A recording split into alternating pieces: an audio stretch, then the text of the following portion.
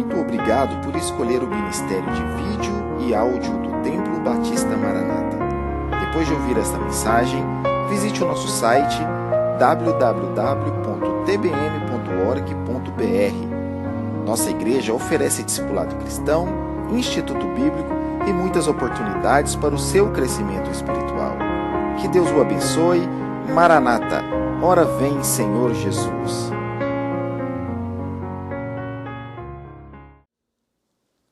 Vamos falar hoje sobre ética cristã. E encontrando o texto, e você puder, coloque-se em pé para a leitura desse texto. Tiago capítulo 4, versos 11 e 12.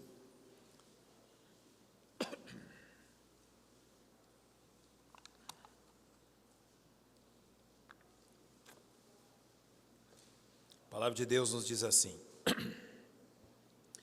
Irmãos, não faleis mal uns dos outros. Quem fala mal de um irmão e julga seu irmão, fala mal da lei e julga a lei. E se tu julgas a lei, já não és observador da lei, mas juiz. Há um só legislador que pode salvar e destruir. Tu, porém, quem és que julgas a outro? Então a pergunta de Tiago no final do verso 12 é: tu, porém, quem és que julgas a outro? Pai, nós temos tua palavra viva e eficaz, aberta diante dos nossos olhos. Temos o privilégio de estudarmos com calma, com liberdade, e confiamos no ministério do teu Espírito Santo, nos conduzindo dentro desta verdade, desta aplicação à nossa ética, a forma que vivemos para com os nossos irmãos. Confiamos no teu Espírito Santo para nos instruir, pois oramos em nome de Cristo, nosso Salvador. Amém. Podem se assentar, irmãos. Primeiro eu preciso localizar os irmãos dentro desses dois versículos. Qual é o contexto que esses dois versículos ocupam aqui na carta de Tiago? E eles ocupam o seguinte contexto: um pouco antes desse texto, ou seja, o texto que vem anterior a esse, Tiago vai tratar das questões da autoexaltação, do orgulho. Então ele vai nos chamar a atenção dentro da ética cristã, a exaltarmos a nós mesmos, a nos orgulharmos pelos nossos feitos, e ao contrário de sermos assim, de darmos lugar aos nossos próprios desejos, ao nosso próprio egoísmo. Ele vai tratar muito no contexto do egoísmo. Ele agora vai levar esse assunto para um reflexo dele. Quando eu exalto, eu procuro exaltar a mim mesmo, quando eu procuro mostrar para as pessoas como eu sou bom, como eu sou justo, como eu sou alguém de realmente boa fama, infelizmente, uma das formas que o ser humano mais usa para ressaltar suas qualidades é denegrir as qualidades do outro.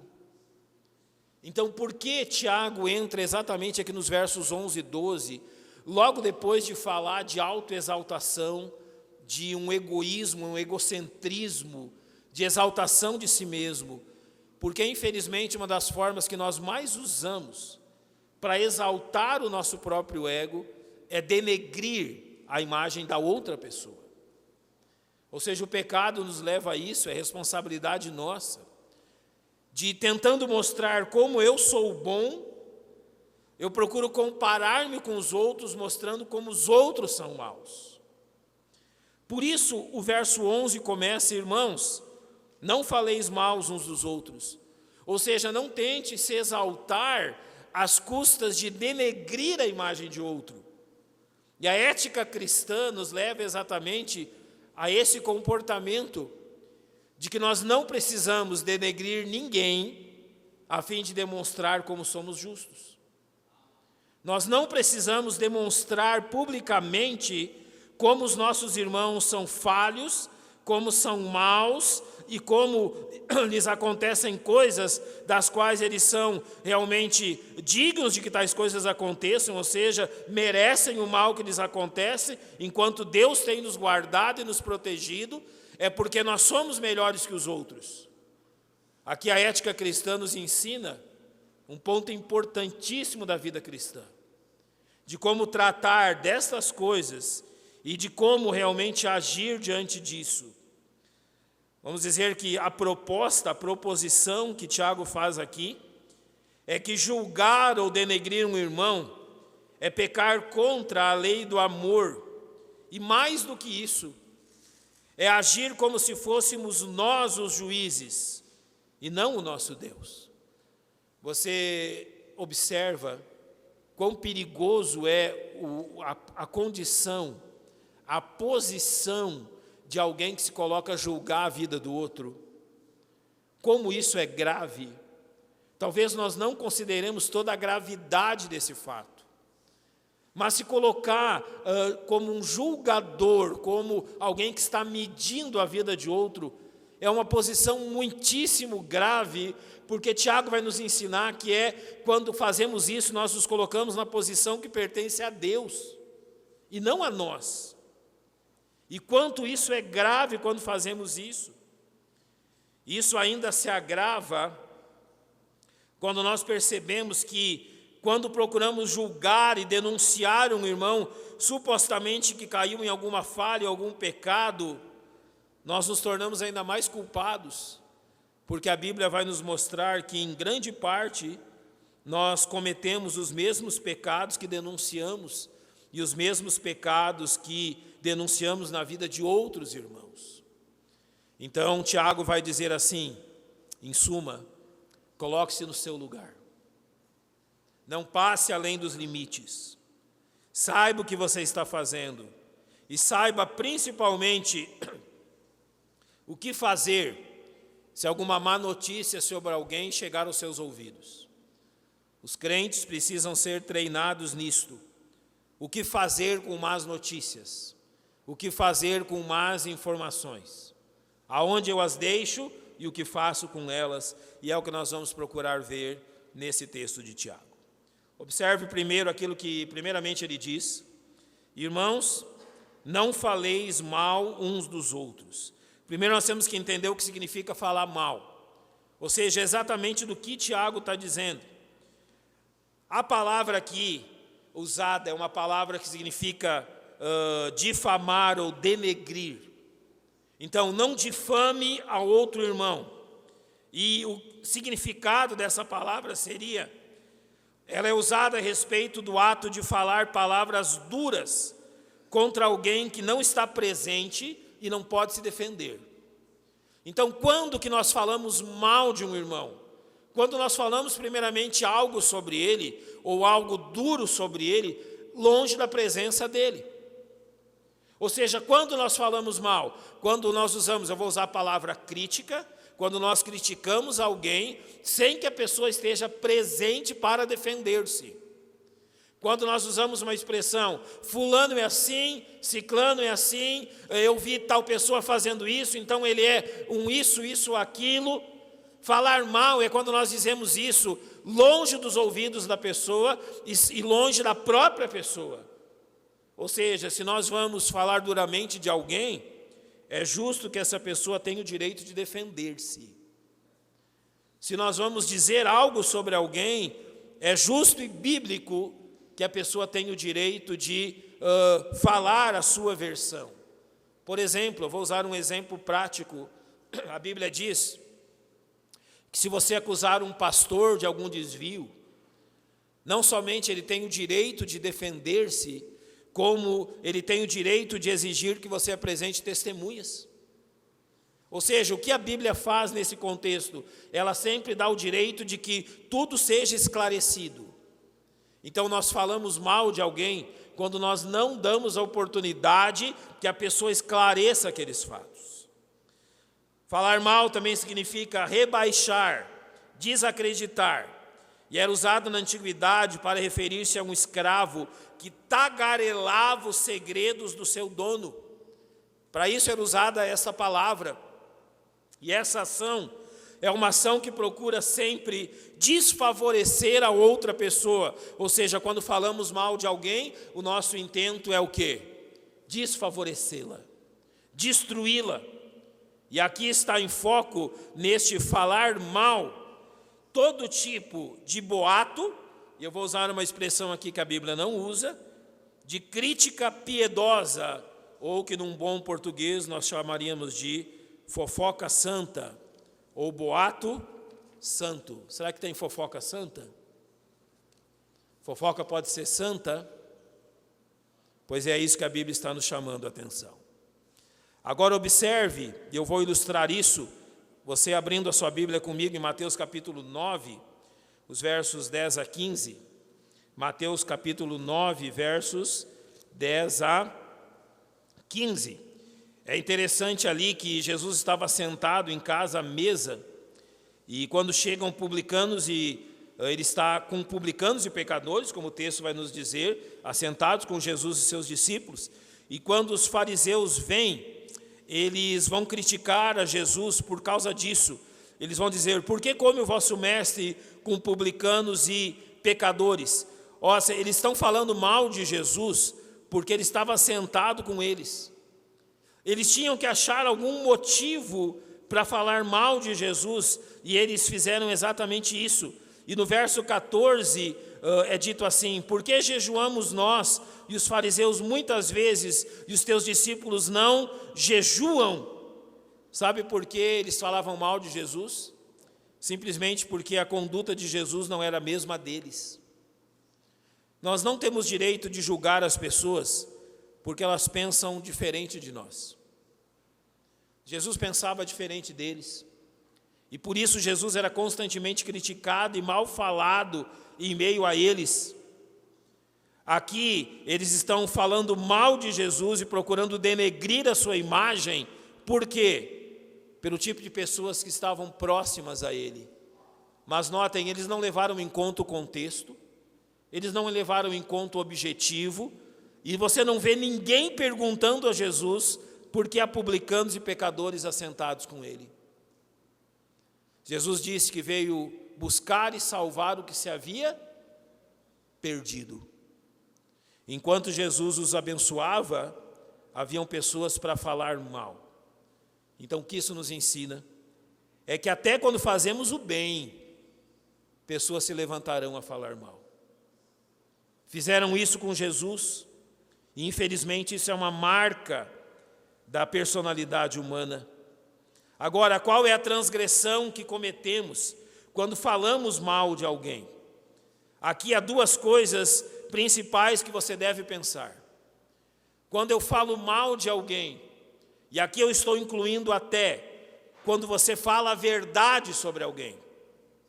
Sim, eu estou falando quando você fala a inverdade sobre alguém. Estou colocando no mesmo caminho quando você fala a verdade sobre alguém. Porque mesmo que algo seja verdade, não necessariamente você precisa dizê-lo. E eu já vou dizer como tratamos disso. Mas quando fazemos isso, em primeiro lugar, nós transgredimos o mandamento do Senhor Jesus, que diz em Mateus 7,1, não julgueis para que não sejais julgados. E aqui Jesus está proibindo a crítica amarga, a crítica com a intenção de destruir. Jesus estava sentado com publicanos e pecadores? Sim, é verdade. Mas ao invés de levar em conta o contexto, a realidade e o objetivo, eles procuraram destruir o caráter de Jesus. Jesus nos diz: não se coloquem a julgar as pessoas, porque vocês também vão ser julgados. E se você continua o texto, ele vai dizer assim: não meça as pessoas, não fique medindo as pessoas. Porque quando você mede alguém, você dá direito a esse alguém a usar a mesma medida com você. Então não faça isso. Então quando falamos mal de alguém, nós estamos em primeiro lugar transgredindo o que Cristo falou, e em segundo lugar, estamos tendo uma atitude contra a nossa irmandade cristã. Observe o que Mateus 12:25 diz, nas palavras do próprio Senhor Jesus: todo reino dividido contra si mesmo é devastado, e toda cidade ou casa dividida contra si mesma não subsistirá. Ou seja, quando você joga contra o seu próprio time, é muito certo que o seu time perderá. Quando na guerra se usa uma expressão, fogo amigo, você sabe o que é fogo amigo? É quando soldados de um mesmo exército são atingidos por disparos de seus próprios colegas. Isto é fogo amigo. Quando eu estava no exército, a arma da artilharia, ela zombava, em certo sentido, de nós na infantaria, porque eles diziam que eles tinham permissão com as suas bombas, que era aceitável que até em torno de 30% dos próprios soldados fossem destruídos pela sua própria artilharia. Ou seja, eram erros de cálculo. Então eles diziam para nós: tome cuidado com as bombas que eu lanço. Qual é o resultado disso? Enfraquecemos a nós mesmos. O que falar mal uns dos outros leva a igreja a enfraquecer-se, a dar lugar ao diabo, a destruir-se, a dividir-se, e divisão na igreja agrada apenas a um, Satanás. Então a maledicência é um mal dentro do corpo de Cristo, infelizmente entre as fileiras cristãs, e que produz disputas e divisões entre o povo de Deus, e não convém que seja assim. Agora eu quero levá-lo a pensar: contra quem estou agindo quando falo mal de um irmão? Observe o que Tiago diz: quem fala mal de um irmão e julga seu irmão, fala mal da lei e julga a lei. E se julgas tu a lei, já não és observador da lei, mas juiz. Então a primeira coisa que ele diz é que falar mal de um irmão é falar mal da lei de Deus. Por quê? Porque eu ignoro a lei de Deus. Há um versículo em Levítico 19:16, muito interessante e aplicável aqui, que diz: não andarás como mexeriqueiro entre o teu povo. Vocês sabem o que é mexeriqueiro? Mexeriqueiro não é aquele que vende mexerica na rua, certo? Não é esse o sentido. O que é mexeriqueiro? Fofoqueiro. Não andarás como fofoqueiro entre o teu povo. E a palavra em si significa aquele que causa intriga, aquele que joga um contra os outros. E daí eu pergunto: você sabe o que significa a palavra diabo? Eu já falei a vocês sobre um brinquedo antigo. Era aquele que tinha 2 cordinhas e 2 hastes, um ficava daqui, outro de lá. Quando eu abria as minhas mãos, ela tinha uma esfera, uma bola, que aqueles fios passavam no meio delas. Quando eu abria minhas mãos, a bola ia em direção ao outro, né? Quando ele abria, ia em minha direção. Sabe como era o nome do brinquedo? Como foi dado inicialmente? Diabolos. Você sabe por quê? Porque é o significado da palavra diabo. No grego, diabolos significa dia, entre, bolos, jogar. Então é exatamente isso, aquele que joga um contra os outros. É por isso que aquele brinquedo recebeu esse nome. Quem é um mexeriqueiro, quem é um fofoqueiro? É aquele que age como um diabo. Joga um contra os outros. E desta forma, então, a Bíblia nos mostra que nós ignoramos as ordens de Deus quando fazemos isso. Desobedecemos a lei de Deus, consideramos ela sem valor, ignoramos o que ela me proíbe fazer. Em última instância, quando falo mal de um irmão, não é apenas ao irmão que estou atingindo, mas sim a credibilidade da palavra de Deus diante dos outros.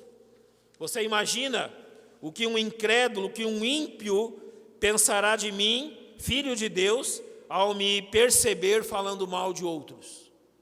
Eu estou tendo uma atitude de diabo, que é o significado da palavra. Então, não somente eu envergonho a palavra de Deus, mas eu trato a lei de Deus como algo insuficiente, porque eu tomo para mim a prerrogativa de vigiar e de julgar a vida dos outros, porque eu considero que Deus e a sua palavra são incapazes e desautorizados para fazer isso. Já que Deus e a palavra dele não estão cuidando do que os meus irmãos estão fazendo, eu mesmo vou cuidar. Eu estou ocupando o lugar de quem? De Deus. Falar mal de um irmão também é julgar que a lei de Deus é inútil, como estamos falando. É ocupar a função que pertence unicamente à lei de Deus. E quando nós falamos isso, quando julgamos os outros e falamos mal deles, nós nos consideramos os únicos capazes de definir o que é ou o que não é verdade, o que é ou o que não é certo. Sabe por quê? Porque é impossível você falar mal de alguém sem julgar esse alguém.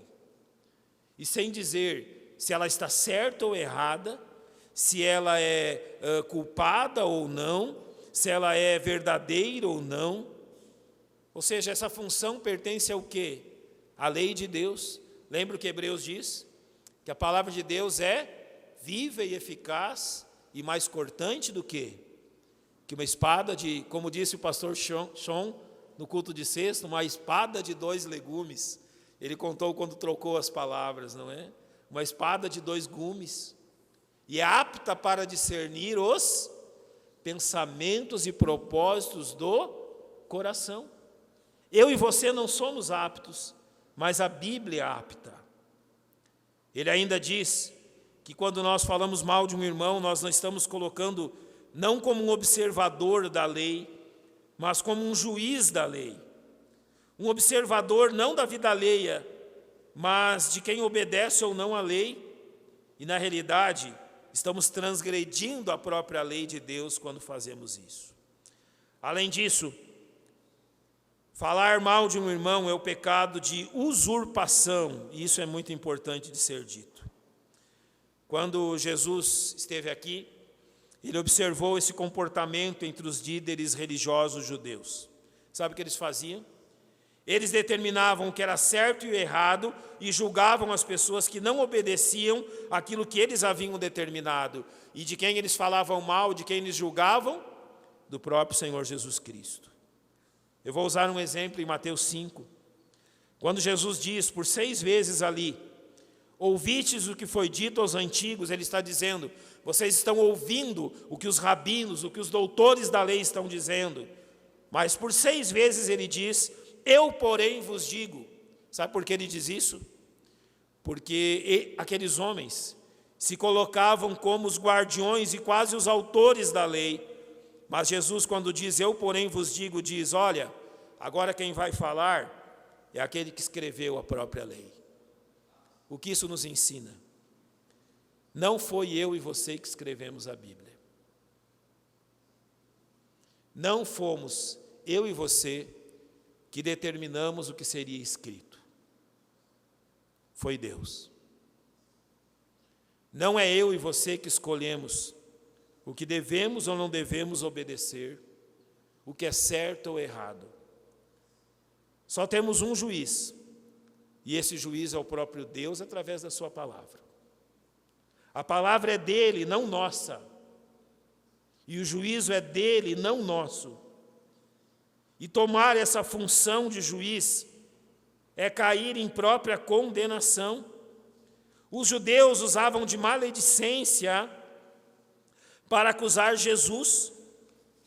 Eles usavam de tal maledicência que quando foram julgar Jesus e diante daquilo que foi falado pelos juízes a eles, eles assim responderam, o seu sangue caia sobre nós e sobre os nossos filhos. Você lembra quando eles disseram isso?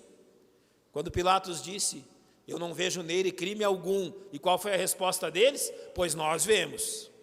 E se nós estamos errados, que o sangue dele caia sobre nós. Adivinha o que aconteceu 40 anos depois? Caiu mesmo. E aqueles homens e os seus filhos foram mortos e escravizados pelo Império Romano. Quem não morreu em Jerusalém foi levado para Roma numa marcha miserável e terrível. Quando eles chegaram em Roma, sabe o que aconteceu? Eles foram sacrificados, a grande maioria deles, em honra aos deuses romanos. O sangue caiu sobre eles. Então não nos coloquemos como juízes. Isto pertence a Deus.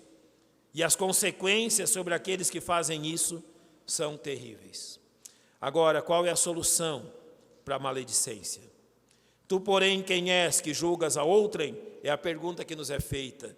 E nós queremos respondê-la de 3 formas. Primeiro, para que não recaia sobre esse pecado, sempre leve em conta a sua própria condição. Antes de falar mal de alguém, primeiro olhe para si mesmo. Mateus capítulo 7 diz assim, versos 3 e 4. E por que reparas tu no argueiro que está no olho do teu irmão, e não vês a trave que está no teu olho? Ou como dirás a teu irmão, deixa-me tirar o argueiro do teu olho, estando uma trave no teu? A primeira coisa a fazer, antes de falar mal de alguém, é olhar para mim mesmo. Jamais imaginar-me como alguém alheio a críticas, a erros, a falhas, a pecados, que normalmente posso condenar nos outros. Sabe que se fôssemos mais conscientes das nossas próprias falhas, nós seríamos misericordiosos com as outras pessoas. Em segundo, considere os outros e os pecados todos de forma igual. Você lembra o texto de João 8 e a mulher que foi trazida diante de Jesus?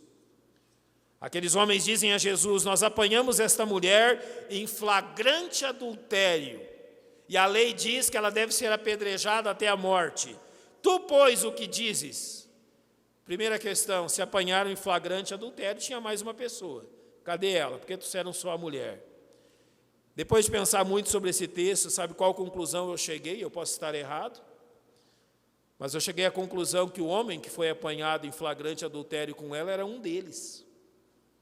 E por isso eles trouxeram só a mulher. Era um daqueles líderes. O que Jesus diz a eles, aquele que entre vós está sem pecado, seja o primeiro que atire a pedra contra ela. Considere como há poucas ocasiões em que a responsabilidade de um veredito se encontra em nossas mãos. A maior responsabilidade que temos diz respeito a nós mesmos e não aos outros.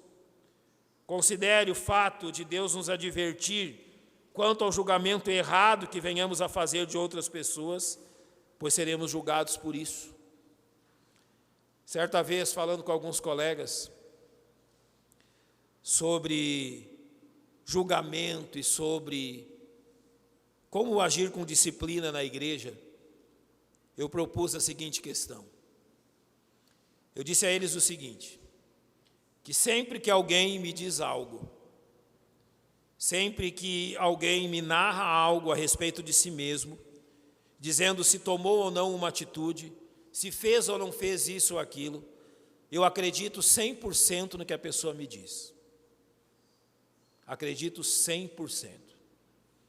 Um colega entendeu que eu era um tolo, porque dessa forma eu seria muitas vezes enganado. E eu respondi a ele, olha, eu prefiro ser enganado do que me enganar. É muito melhor deixar passar 9 culpados do que condenar um inocente. Esses 9 culpados serão tratados por Deus, não por mim. Não sou eu o juiz deles. A única coisa que eu tenho que me preocupar é se eu condeno alguém inocente. E o risco que corro é esse. Então, Deus não nos deu o papel de julgadores, o papel de atribuir responsabilidade, porque isso pertence só a Ele. No texto que li em Romanos 2:1 diz, portanto, és inexcusável quando julgas ao homem, quem quer que sejas, porque te condenas a ti mesmo naquilo em que julgas a outro, pois tu que julgas fazes o mesmo. Ou seja, leve isso em consideração. Ah, mas eu nunca cometi este pecado. Ainda. Aquele que está em pé, cuide que não caia. Nesses mais de 40 anos na igreja, infelizmente, vi coisas que desejaria não ter visto. Vi homens agir com dureza extrema ao julgar outras pessoas. Vi pessoas saírem da igreja a serem julgadas sem misericórdia, a passarem anos, décadas longe dos caminhos do Senhor pela dureza dos seus próprios irmãos. E sabe o que eu aprendi depois? Que muitos daqueles que julgavam duramente cometiam pecados piores do que aqueles que estavam sendo julgados. Nós não somos perfeitos, nós não somos livres do pecado neste mundo, e é este o cuidado que devemos ter ao realmente julgar outro. Então nós concluímos dizendo, Qual é o papel que eu devo ter, então, diante de saber algo sobre um irmão, de saber sobre uma má notícia sobre um irmão ou sobre uma irmã? Eu devo, vamos dizer, investigar para saber se aquilo é verdade? Eu devo saber se outras pessoas estão sabendo daquilo ou não? Eu devo levar o assunto adiante? Qual é a iniciativa que devemos ter?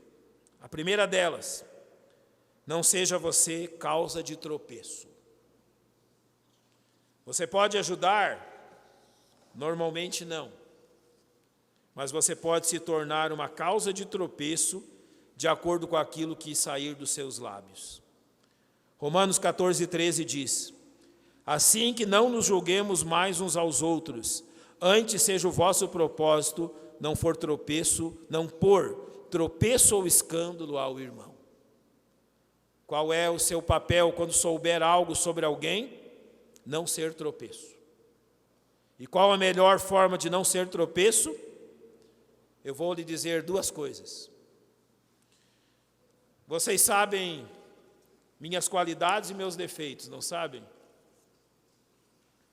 E não vale dizer que é defeito ser gaúcho, tá bom? Eu estou quase um goiano. Falta um pouco, mas eu vou conseguir. O que você faz com as qualidades e defeitos das pessoas? Tem uma regra muito certa e muito justa também. Sabe o que nós fazemos com as qualidades das pessoas, com o que ouvimos de bem sobre elas? Propagamos. Sim. Falamos para os outros. Como fulano é trabalhador. Como o irmão ciclano é fiel. Olha, ontem à noite estava o céu carregado, trovejões, precisávamos entregar convites, e aquele irmão, mesmo com mau tempo, vieram, fizeram o trabalho e se esforçaram. Propague isso. Qualidades são para ser propagadas, para serem imitadas. Então, o que fazemos com a qualidade de nossos irmãos? Elogiamos, propagamos. O que faço com aquilo que ouço de mal dos meus irmãos? Só uma coisa: oro. Nada mais do que isso. Não procuro saber se é verdade, não procuro saber se outros sabem, não faço isso motivo de fofoca, ou seja, de conversação alheia, não transmito aquilo que foi me transmitido a outros, faço uma coisa apenas: oro. E de que forma eu oro? Senhor, Tu sabes toda a verdade melhor do que nós. Se isso não é verdade, pedimos que o Senhor cale a boca dos maledicentes. E se por acaso isso for verdade, rogamos a Tua misericórdia. Amém e ponto final. Nada mais. Sempre que você souber algo sobre algum irmão, o seu compromisso é orar por ele. Não transmitir aquilo que você sabe. Sabe por quê? O texto nos deixou muito claro. Porque quando agimos assim, nós ocupamos o lugar que pertence a Deus. Porque quando você transmite algo que você ouviu sobre alguém, você não está transmitindo uma notícia, você está transmitindo o seu próprio julgamento. Você já julgou, você já condenou, você já determinou a pena e você está aplicando a pena. Que Deus tenha misericórdia de não fazer o mesmo com você. Então, se sabemos algo, oramos, deixamos nas mãos de Deus. Se não é nada, sumirá como a fumaça, como o vento. Se é algo grave, Deus levantará as pessoas certas para tratar disso. Então tenhamos cuidado. Tiago nos adverte muitíssimo sobre isso e faz parte da ética cristã que tenhamos todo cuidado com essas coisas. Vamos colocar-nos de pé. Com a palavra de oração, nós vamos nos despedir nesta manhã. Pai, nós te agradecemos pela Tua palavra.